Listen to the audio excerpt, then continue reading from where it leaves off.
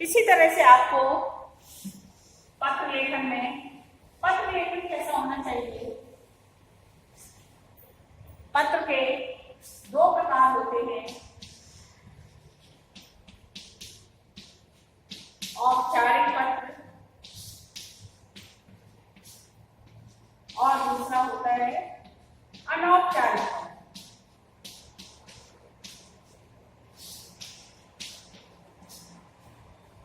दो तरह के पत्र होते हैं, एक तो औपचारिक पत्र होता है, दूसरा अनौपचारिक पत्र होता है।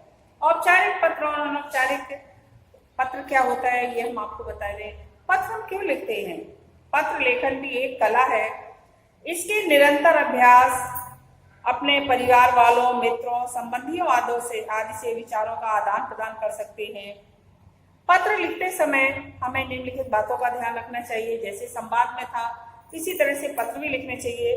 पत्र की भाषा सरल एवं प्रभावशाली होनी चाहिए। दूसरा उसका पॉइंट है, पत्र के माध्यम से उसके लिखने का उद्देश्य स्पष्ट होना चाहिए कि मैंने पत्र लिखा किस लिए। यदि हमने उद्देश्य विषय से भटकना नहीं चाहिए। हम किस लिए लिखना चाहते हैं? हम और तो बहुत सारी बातों को लिख दें और हमारा उद्देश्य क्या था पत्र को लिखने का, और वो लिखना हम भूल ही जाए। इसलिए हमें पत्र का उद्देश्य पता होना चाहिए। पत्र में अपने विचारों, भावों और सूचनाओं को कम से कम शब्दों में लिखना चाहिए।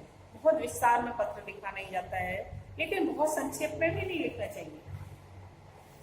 पत्र स्वयं में प्रभावशाली होना चाहिए, ऐसी शैली का प्रयोग करना चाहिए। पत्र पढ़ने वाले को के मन पर आपके पत्र का प्रभाव पड़ना चाहिए। ऐसा प्रभावशाली पत्र पढ़ना चाहिए। उसमें रोचकता होनी चाहिए और पत्र में उत्सुकता भी होनी चाहिए कि पढ़ने वाला ये उत्सुक रहे कि आगे इसमें क्या लिखा हुआ होगा। पत्र के दो प्रकार होते हैं, औपचारिक और अनौपचारिक पत्र।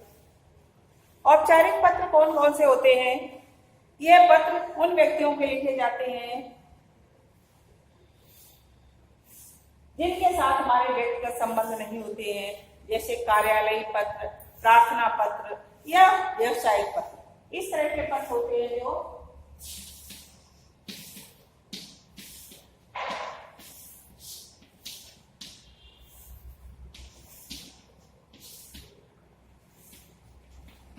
प्रार्थना पत्र जो हम स्कूल के प्रधानाचार्य को लिखते हैं,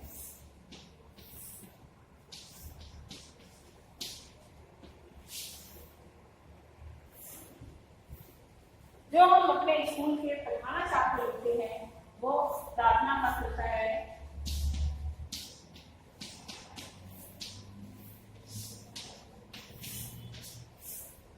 ये इस तरह के पत्र होते हैं।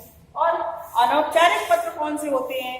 अनौपचारिक पत्र अर्थात जो हम अपने सगे संबंधियों को लिखते हैं।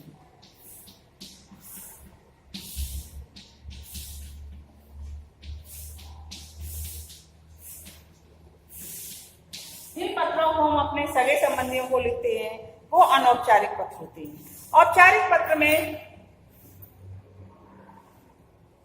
प्रारंभ में जिसको हम भेज रहे हैं उसके लिए संबोधन होना चाहिए। श्रीमान, श्रीमती, महोदय, महोदया करके, मान्यवर करके।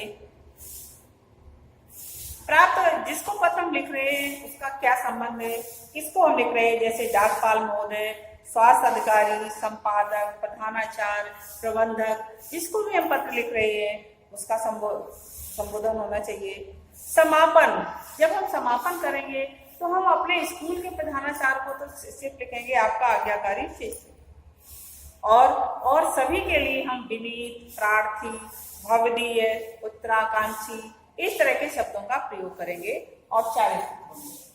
और यदि हमें अनौपचारिक पत्रों को लिखना है तो अनौपचारिक पत्रों को लिखने के लिए हमें संबोधन देना है। संबोधन हम कैसे देंगे? पूज्य, श्रद्धेय, आदरणीय, पूजनीय, माननीय, इस तरह के शब्दों का हम प्रयोग करेंगे संबोधन देने के लिए। अपने यदि हमें बराबर वालों के लिए लिखना है तो प्रिय मित्र, प्रिय सखी, इस तरह के शब्दों का प्रयोग करना है। और यदि हम अपने से छोटों के लिए लिखेंगे तो हमें प्रिय या चिरंजीवी, इस तरह के शब्दों का प्रयोग करना है।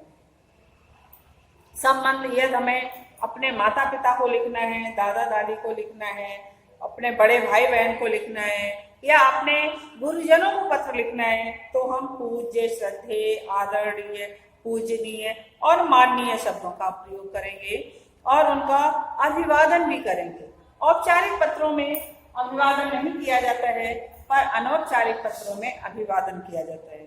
इसलिए यदि वो हमसे बड़े हैं तो उनके लिए चरण स्पर्श, सादा प्रणाम, इस तरह के शब्दों का प्रयोग करेंगे। और यदि हमारे अपने सखी या मित्र को लिख रहे हैं तो उसके लिए नमस्ते या नमस्कार अभिवादन लिखेंगे। और अपने से छोटों के लिए यदि हम पत्र लिख रहे हैं तो आशीर्वाद, सुखी रहो या खुश रहो, इस तरह से लिखेंगे। इसी तरह से पत्र का समापन भी हम इस तरह से करेंगे कि यदि हमने अपने से बड़ों के लिए पत्र लिखा हुआ है तो आपका पुत्र, आपका स्नेह भाजन या स्नेह आकांक्षी, इस तरह के शब्दों का प्रयोग करेंगे। यदि हमने बराबर वालों के लिए पत्र लिखा हुआ है तो हम लिखेंगे तुम्हारा मित्र, तुम्हारी सखी, इस तरह के शब्दों का प्रयोग करेंगे। और यदि हमने अपने से छोटों के लिए पत्र लिखा है तो तुम्हारा सस्नेह, शुभेच्छु, इस तरह के शब्दों का हम प्रयोग करेंगे। इस तरह से आपको औपचारिक और अनौपचारिक दोनों तरह के कम से कम एक एक पत्र आप अपनी कॉपी में लिखेंगे। वो आप अपनी बुक में देख लें, जो भी आप लिखना चाहें। धन्यवाद।